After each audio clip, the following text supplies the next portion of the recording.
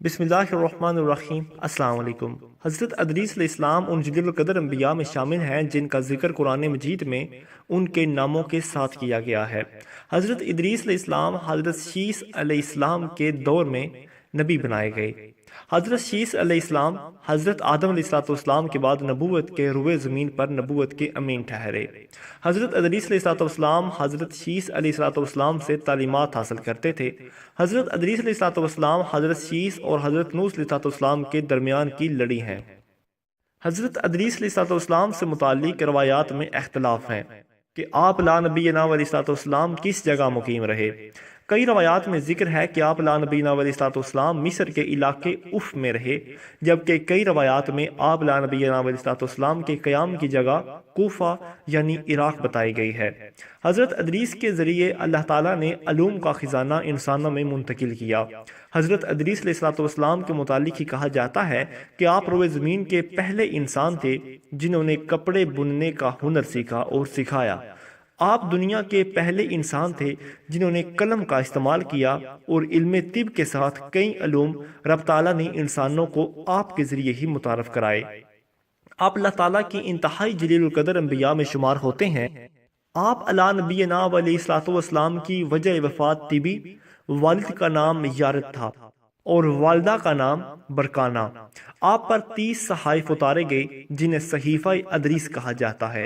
آپ کا شمار دنیا میں تیسرے نبی کے طور پر کیا جاتا ہے۔ آپ دنیا میں اللہ تعالیٰ کی طرف سے بھیجے گئے انبیاء میں تیسرے نمبر پر آئے۔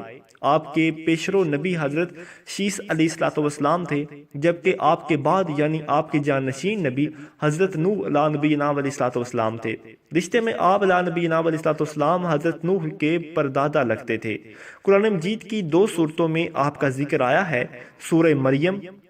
سورہ مریم کی آیت نمبر 55 نے اللہ تعالیٰ نے آپ کو سچا نبی کہا ہے۔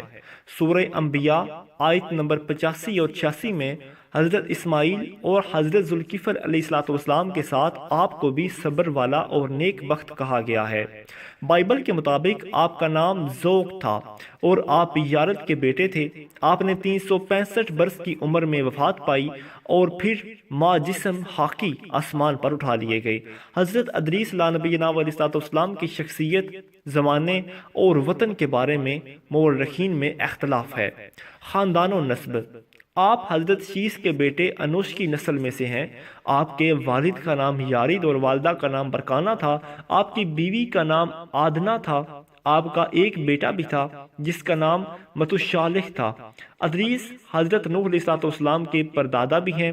حضرت ادریس علیہ السلام کا سلسلہ نسب: آپ کا نسب یہ ہے: ادریس بن یارد بن محلل ایل بن کینان بن انوس بن شیس بن آدم علیہ نبینا علیہ السلام۔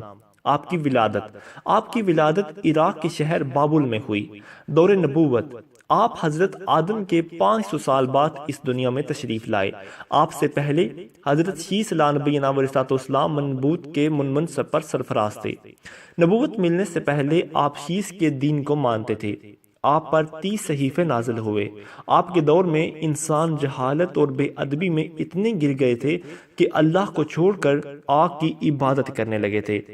آپ نے دنیا میں آ کر لوگوں کو ہدایت کا رستہ دکھایا اور ادب و علم بھی سکھایا، لیکن آپ کی قوم نے آپ کی ایک نہ سنی اور صرف کچھ لوگ آپ پر ایمان لائے۔ اس پر آپ نہایت تنگ آ کر خود اور جو ایمان لائے انہیں لے کر وہاں سے ہجرت کر گئے۔ پھر آپ کے ساتھیوں میں سے چند نے آپ سے سوال کیا: اے اللہ کے نبی ادریس علیہ نبینا علیہ السلام، اگر ہم نے بابل کو چھوڑ دیا تو ہمیں ایسی جگہ کہیں نہیں ملے گی۔ ادریس علیہ نبینا علیہ السلام نے فرمایا: اگر ہم اللہ سے امید رکھیں تو وہ ہمیں سب کچھ عطا کرے گا۔ آخر کار آپ مصر پہنچے۔ اس دور میں مصر ایک خوبصورت جگہ تھی۔ آپ نے وہاں پہنچتے ہی اللہ تعالیٰ کا شکر ادا کرتے ہوئے سبحان اللہ کہا اور آپ وہیں رہنے لگے اور وہاں اپنا علم پھیلایا۔ آپ وہ پہلے انسان تھے جس نے قلم کے ذریعے لکھا اور لوگوں کو بھی سکھایا۔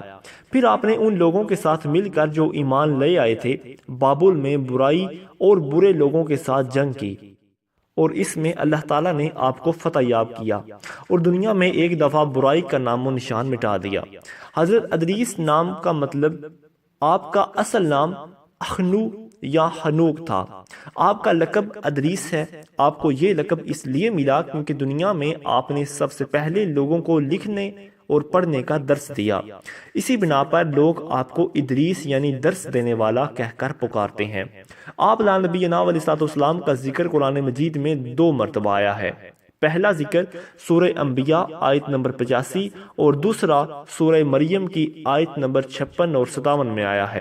آپ کا ذکر سورہ انبیاء میں کچھ یوں ہوا، اور اسماعیل اور ادریس اور ذوالکفل کو یہ سب صبر کرنے والے تھے۔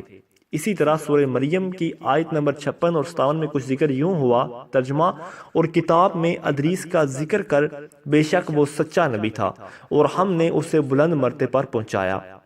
چند بزرگان دین نے آپ کا حلیہ بیان کیا ہے، وہ درج ہے: عمدہ اوصاف، پورا قد و قامت، خوبصورت، خوبرو، گھنی داڑھی، چوڑے کندھے، مضبوط ہڈیاں، دبلے پتلے، سنجیدہ، سرمگی چمکدار آنکھیں، گفتگو باوقار، خاموشی پسند، رستہ چلتے ہوئے نظر نیچے، غصے میں غضب ناک، بات کرتے ہوئے شہادت کی انگلی سے اشارہ کرنے کے عادی۔ آپ کی وفات کا واقعہ بھی نہایت دلچسپ ہے۔ آپ کی وفات سے کچھ دیر پہلے اللہ تعالیٰ نے آپ سے فرمایا کہ اب سے آپ جتنی دیر زندہ رہیں گے، دنیا میں جتنے انسان بھی کوئی نیکی کریں گے ان کا آدھا ثواب آپ کو جائے گا۔ اس پر آپ بے حد خوش ہوئے۔ اتنے میں ایک فرشتے نے آپ کو آ کر خبر دی کہ اسرائیل آپ کی روح قبض کرنے آ رہے ہیں، جس پر آپ حیران ہو گئے اور اس فرشتے کے پروں پر بیٹھ کر اللہ سے ملنے چل پڑے۔ آپ نبی علیہ السلام نے پہلا، دوسرا اور تیسرا آسمان پار کر لیا، اور جب چوتھے آسمان پر پہنچے تو وہاں آپ کو اسرائیل ملے۔ آپ نے اللہ سے اور زندگی مانگی، جس پر اللہ تعالیٰ نے کہا کہ پھر آپ اتنی زندگی پر ہی راضی ہو گئے، اور پھر حضرت اسرائیل نے آپ سے آپ کی روح قبض کرنے کی اجازت لی۔ حضرت ادریس نبی علیہ السلام نے حضرت اسرائیل کو اجازت نہ دیتے ہوئے اللہ سے دعا کی کہ آپ کی روح حضرت اسرائیل کے بجائے اللہ خود قبض کرے۔ پھر اللہ تعالیٰ نے خود ادریس علیہ السلام کی روح قبض کی اور آپ کی خواہش پوری ہو گئی۔ آپ نے 365 سال کی عمر پائی۔ مزید اچھی ویڈیوز کے لیے ہمارے چینل کو سبسکرائب کریں۔